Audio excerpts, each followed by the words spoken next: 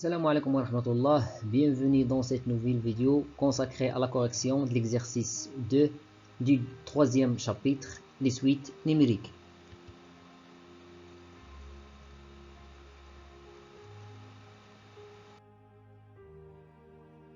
Voilà les détails de l'exercice, vous pouvez arrêter la vidéo pour consulter les questions.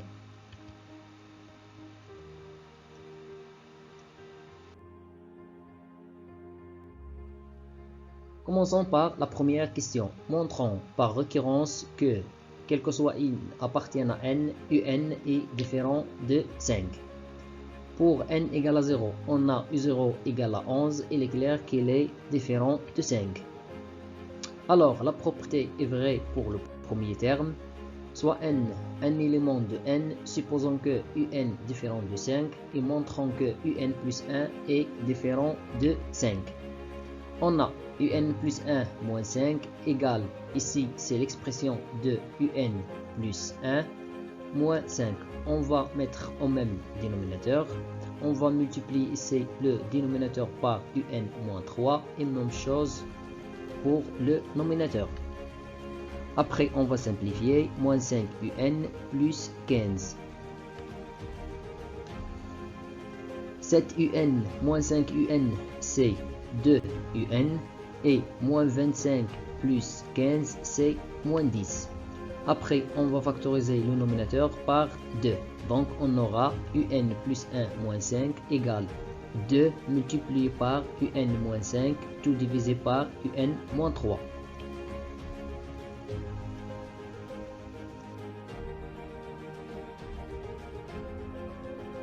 D'après l'hypothèse de récurrence, on a un est différent de 5, ce qui implique que un moins 5 différent de 0.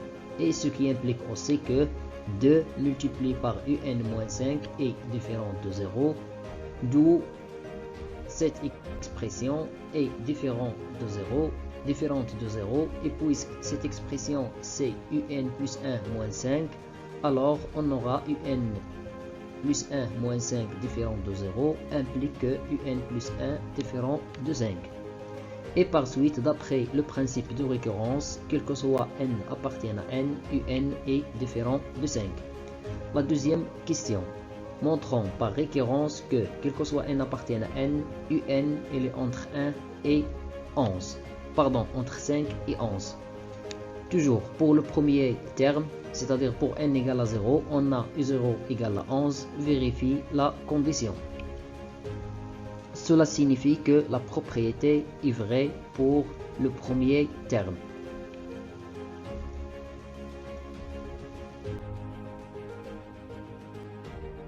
Soit n un élément de n, supposons que un il est entre 5 et 11 et montrons que un plus 1 il est entre 5 et 11.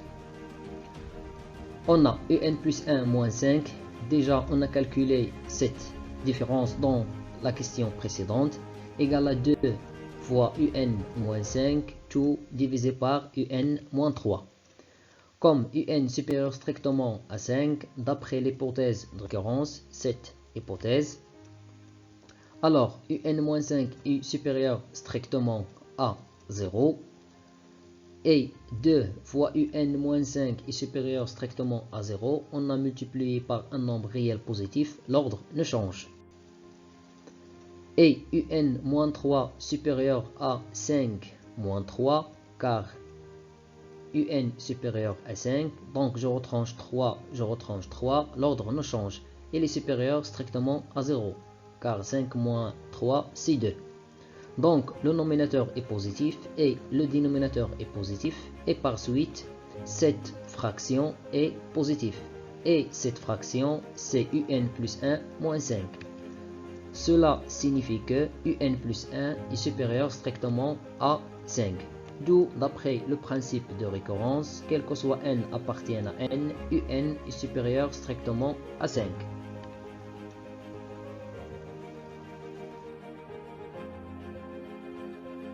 De la même manière pour 11, on a 11 moins un plus 1 égale à 11 moins l'expression de un plus 1. Après, on va mettre au même dénominateur. Le même dénominateur, c'est un moins 3. Ici, on va développer. On aura 11 moins 33. 11 fois un, c'est 11 un, pardon. Et 11 fois moins 3, c'est moins 33. Après, on va simplifier. 11 moins 7, c'est 4. Et moins 33 plus 25, c'est moins 8. Après, on va factoriser par 4. On aura un moins 2 au nominateur, tout multiplié par 4. Comme un supérieur strictement à 5, d'après l'hypothèse de récurrence. Alors, un moins 2 est supérieur strictement à 0. Car 5 moins 2, c'est 3. Donc, le nominateur, il est positif, car on a multiplié ici par 4. L'ordre ne change pas. Même chose au dénominateur. Un moins 3 est supérieur strictement à 0. Donc, le nominateur et le dénominateur sont positifs. Cela implique que cette expression est strictement positive. C'est-à-dire que un plus 1 est inférieur strictement à 11, car 11 moins un plus 1 est supérieur strictement à 0. D'où, d'après le principe de récurrence, quel que soit n appartient à n, un il est inférieur ou égal à 11, la deuxième relation.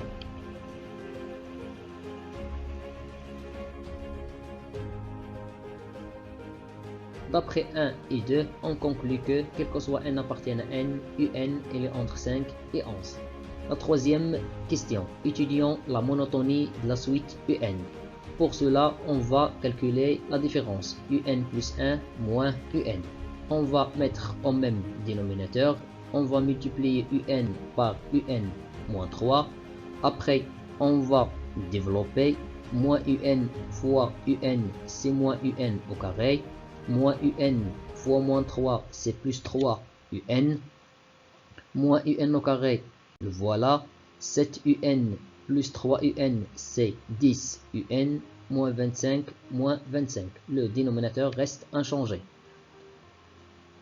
Après, on va factoriser par moins. On aura un au carré. Moins 2 fois 5, c'est 10. Car ici, on a factorisé par moins et en même temps, j'ai décomposé 10. Et moins 25, on a factorisé par moins et 25, c'est 5 au carré. Alors, cette expression s'écrit sous la forme de l'identité remarquable numéro 2. Alors, on aura un moins 5, tout au carré et tout multiplié par moins à l'extérieur. Or, quel que soit n appartient à n, cette expression elle est strictement négative, car ici, il est strictement positif, le carré, et ainsi que un différent de 5. Avec moins sera strictement négatif. Et, quel que soit n appartient à n, un supérieur strictement à 5, d'après la deuxième question, implique que un moins 3 supérieur strictement à 2, c'est-à-dire supérieur strictement à 0.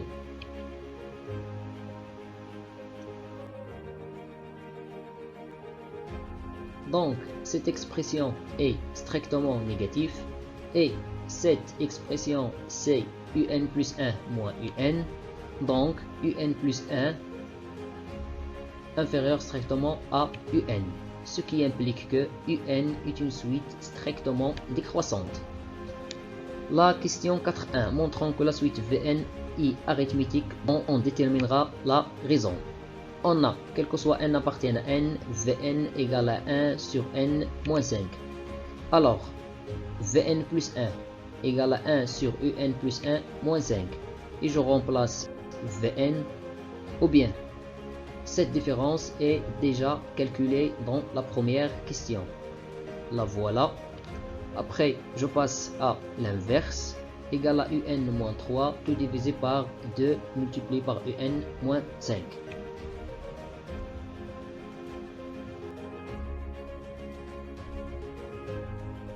Alors, Vn plus 1 moins Vn égale, cette expression, c'est l'expression de Vn plus 1, et cette expression, c'est l'expression de Vn.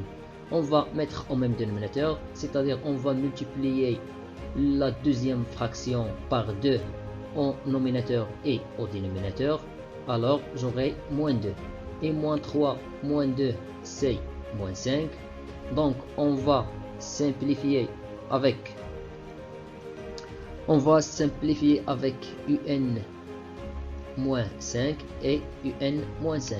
Donc j'aurai le résultat de Vn plus 1 moins Vn égale à 1 demi. Cela signifie que la suite Vn est arithmétique de raison R égale à 1 demi. Question 4.2. Écrivons Vn en fonction de n. On a, quel que soit n appartienne à n, Vn égale V0 plus n fois R. Et V0 égale à 1 sur I0 moins 5. Je remplace I0 par sa valeur 11. Donc on aura V0 égale à 1 sur 6. Ici on a utilisé l'expression du terme général, puisque la suite est arithmétique.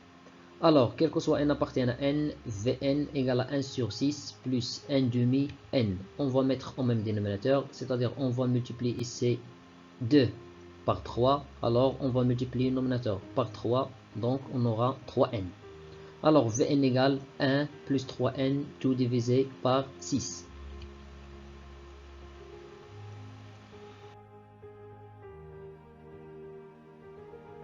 La question 4.3. Déduisons un en fonction de Vn, puis en fonction de n. On a quel que soit n appartienne à n, Vn égale à 1 sur n moins 5. Donc je passe à l'inverse, équivaut à un moins 5 égale à 1 sur Vn. L'inverse de cette expression, c'est un moins 5. Après, j'ajoute 5 aux deux côtés. J'aurai un égale à 1 sur Vn plus 5. Et voilà l'expression de un en fonction de Vn. Après, déterminons un en fonction de n. Alors je remplace Vn par son expression. Après, je passe à l'inverse. L'inverse de 1 plus 3n sur 6, c'est 6 sur 1 plus 3n. Après, on va mettre au même dénominateur, c'est-à-dire je multiplie 5 par cette expression. Donc, on aura un égale à 11 plus 15n sur 1 plus 3n. Calculons la limite de un. La question 4.4. La limite du un, c'est la limite de cette expression. Après, on va factoriser par n. Donc on aura n multiplié par cette expression au nominateur et même chose au dénominateur. Je vais factoriser par n. J'aurai cette expression. Et après on va simplifier n avec n. Donc on aura